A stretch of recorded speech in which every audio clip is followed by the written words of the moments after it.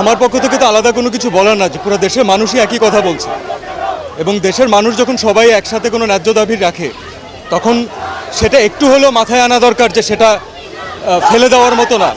তো আমরা আমাদের যে ভাইরা যে বোনগুলো মারা যাচ্ছে, যে ভাইটা মারা গেল, দেখেন যদি আপনি সুস্থ স্বাভাবিক মানুষ হন আমরা রাত্রেবেলা ঘুমাতে পারবেন না।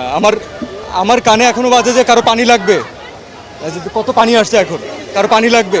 তো এটা যতদিন মাথায় থাকবে ততদিন পর্যন্ত আমরা শান্তিতে ঘুমাতে পারবো না। এবং এটা দেশের একজন নাগরিক হিসাবে আমরা তো সারা জীবন মানুষের জন্যই কাজ করেছি। আমরা যারা এন্টারটেনমেন্ট ইন্ডাস্ট্রিতে কাজ করি, আমরা কার জন্য কাজ করি? কোনো ইন্ডিভিজুয়ালকে দেখানোর জন্য কাজ করি না, আমরা দেশের মানুষের জন্য কাজ করি।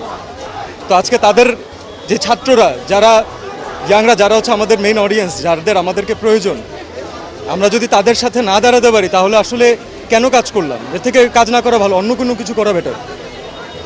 আমার নিজের বাচ্চা আছে ভাই, আমি জানি যে আজ থেকে 10 বছর পরে, 15 বছর পরে, 20 বছর পরে ও একদিন এই ব্যাপারে জানবে এবং ও একদিন আমাকে কোয়েশ্চেন করবে যে মানে তুমি কি করছো।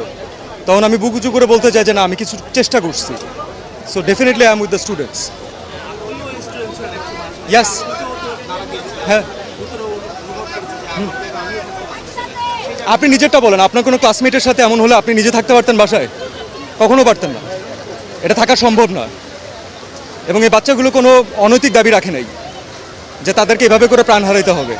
এক একজন বাবা মার আহাজারি, এটা যার যায় সে বুঝে ভাই। সো এটা আমি জানি না আসলে এখানে কতটুকু আসলে এখানে ঢেকে ঢেকে বলা পসিবল। আমি কোনো ঢেকে কোনো কথা বলতে চাচ্ছি না আসলে। আর এটা এর বিচার যতদিন পর্যন্ত না হবে ততদিন পর্যন্ত বাংলাদেশে কোনো মানুষ শান্তি পাবে না, আমার বিশ্বাস।